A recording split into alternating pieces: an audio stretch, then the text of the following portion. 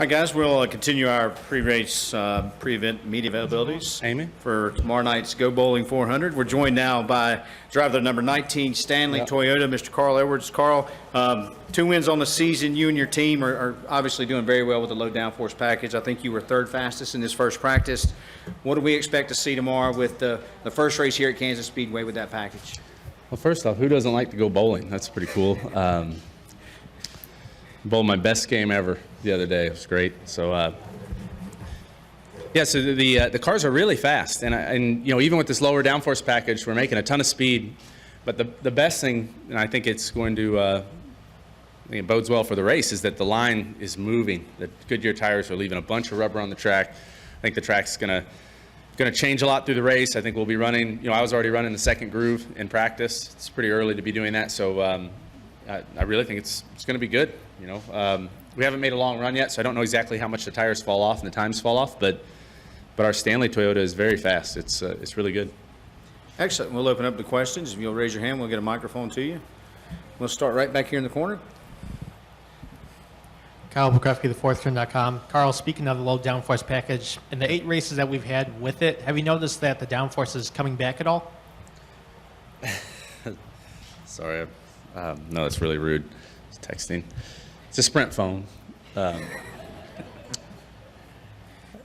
We are always going to push to get every bit we can as race teams, and NASCAR, you know, is probably going to have to stay ahead of us in that respect. So yeah, no matter what rules package we have, we're going to go as fast as we can, get all the downforce we can, and we're going to keep innovating all the time.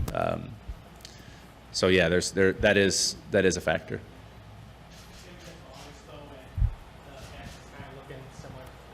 Yeah.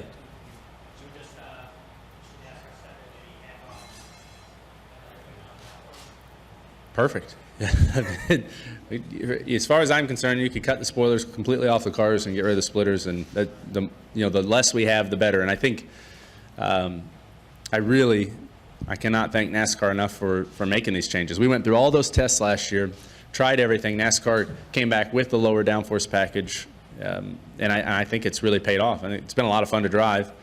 And even if, you know, right now there's so many variables that come into play, and yes, we're running well, and our JGR Toyotas are fast and everything, but even without that, the racing is just more fun. So, so I'm sure NASCAR understands that, and I'm sure they're going to keep working to keep it that way. We'll go to the very back, please. Hi, Carl. Pat Holloway from WDAF here in Kansas City.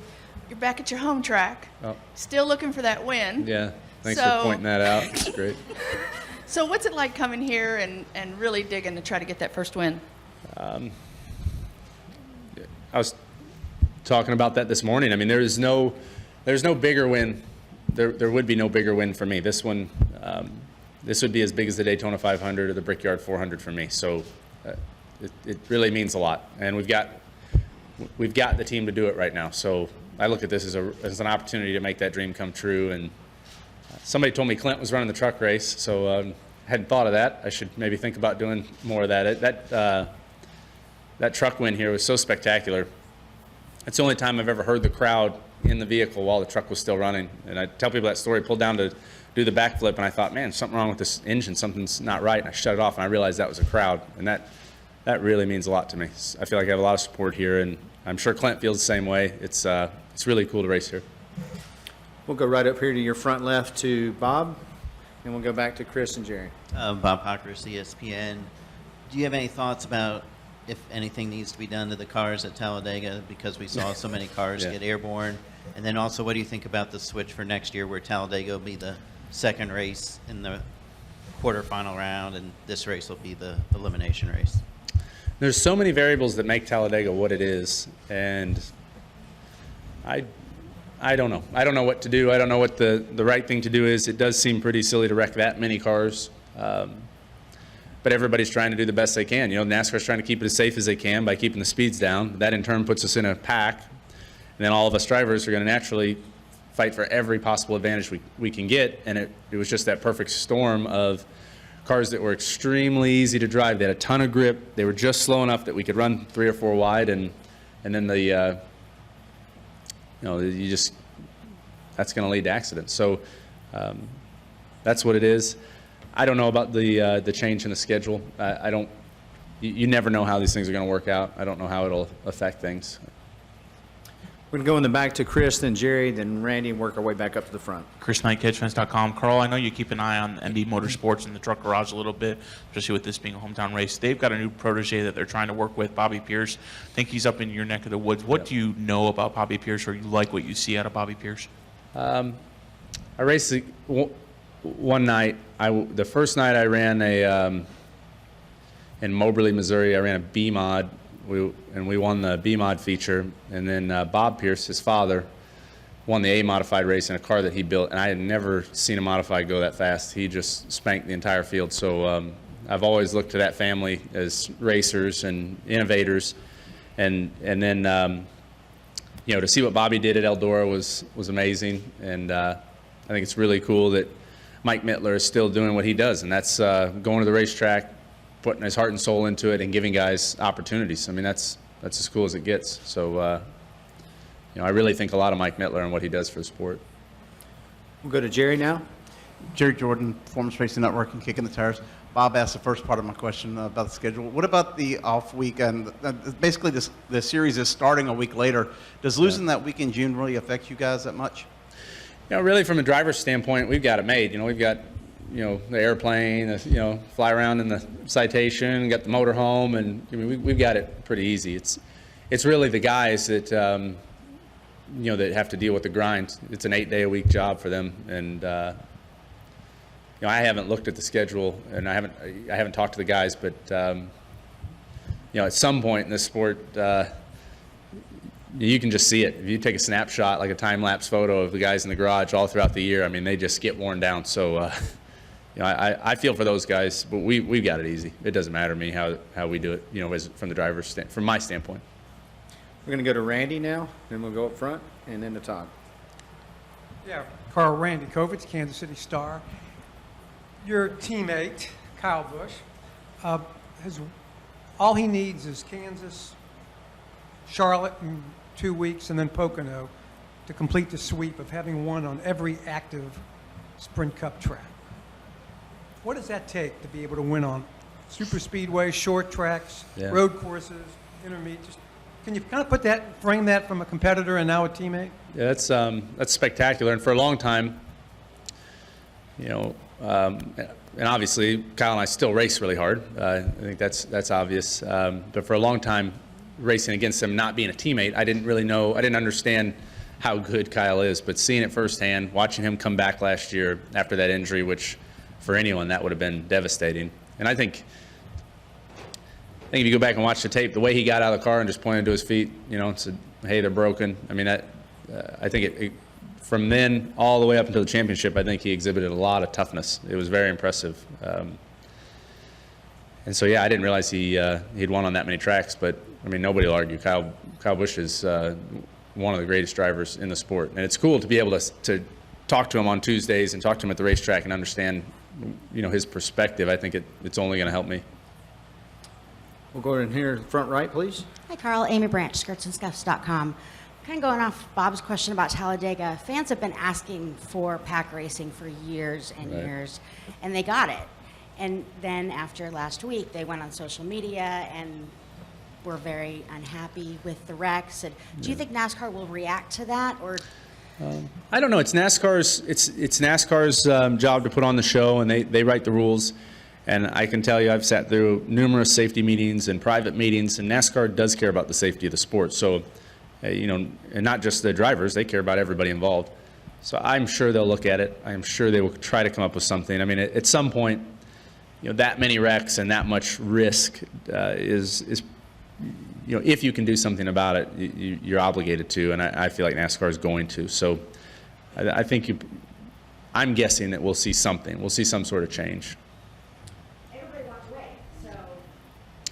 Yeah, but just because, it works out a certain way doesn't mean that it can't work out a different way. So, I drove by Buscher flipping down the back straightaway, and he was flipping the entire time I was going by, and I thought, man, I hope nobody hits him in the roll cage, and I went and looked at his car afterwards, and those are very risky situations, and they happen an awful lot at that racetrack. So I think it's pretty obvious, and I'm like I said, I'm sure NASCAR will will address it to make it as safe as they can. We're going to go to Todd, then Lee. Hey, Carl. They announced the new all-star race format. There's going to be 2 50-lap segments. You're going to have to do a mandatory 2-tire pit stop under green, and then... I'm sorry. So the race starts, and then at 50 laps they throw a caution? No. There'll be a break in there, but you're also going to be required under green to do at least a 2-tire pit stop during that 50 race segment, and then they'll reset based on pit row exit. You'll have to do another 50-lap segment, and before lap 85, you're going to have to do another mandatory 2-tire or more change. And then after those 100 laps, they'll have a draw to determine whether 9, 10, or 11 drivers will get to go down pit lane and change all 4 tires. The rest of the field will have to run on scuffs for 13 laps, while the guys with the new tires line up behind them and try to race through the field during 13 green flag laps. It's a lot to digest, I know, but... Yeah, I'm going to have to see that in writing, I think.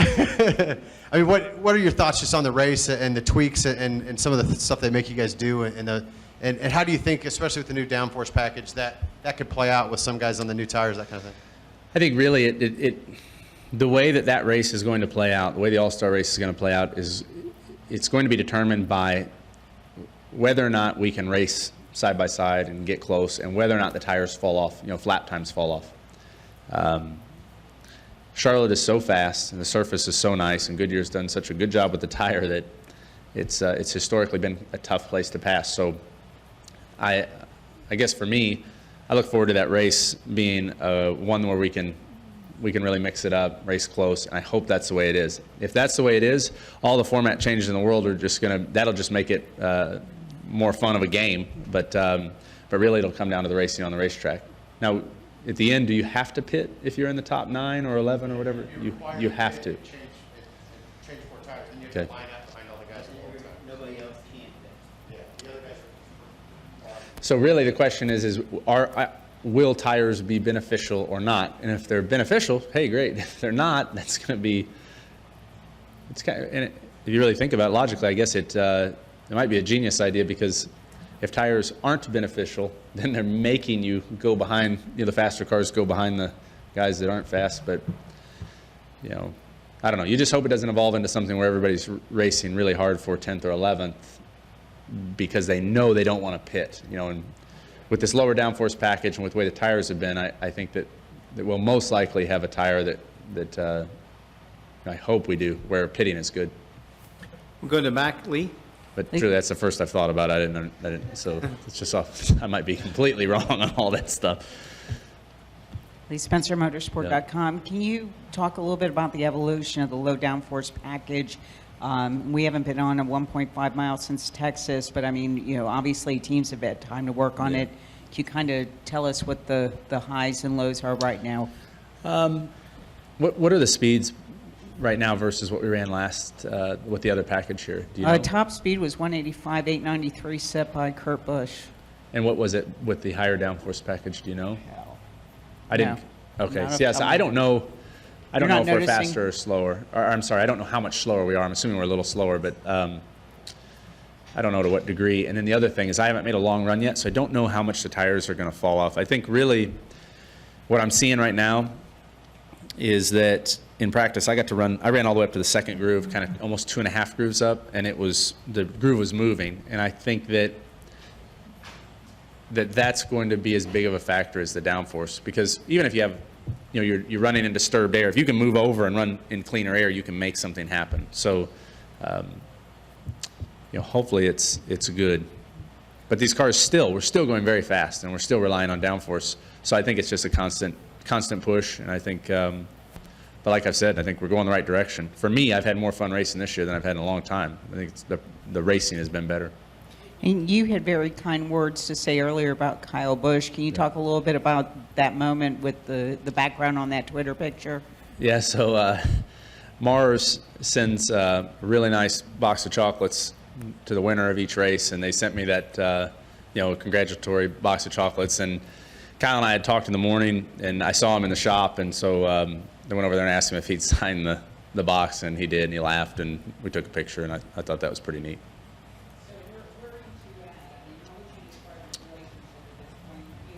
Yeah, I think we're good. I think if he's chasing me down on the last lap at Richmond, next time I better watch out. But that's racing. I think I think it's good.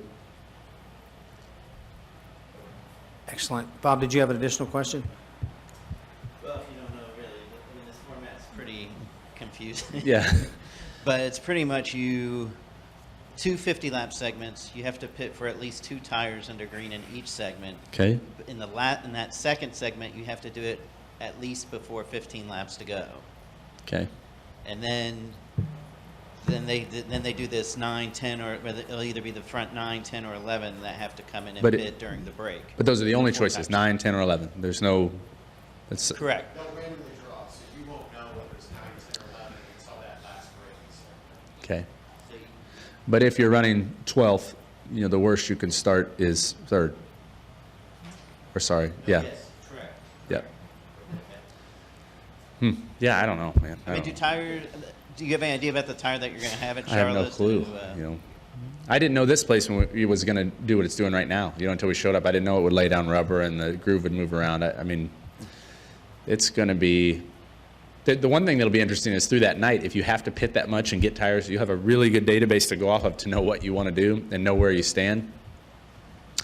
It could be complete chaos, which is probably going to be fun. So, Carl, speaking of the package here, just got word that first practice speeds this year are down about 5 miles per hour from last year. that's great. That's good. That's good. Yeah. So, thank you guys for coming out. Hopefully, we get a win. Thanks a lot, Carl. All right. Good luck.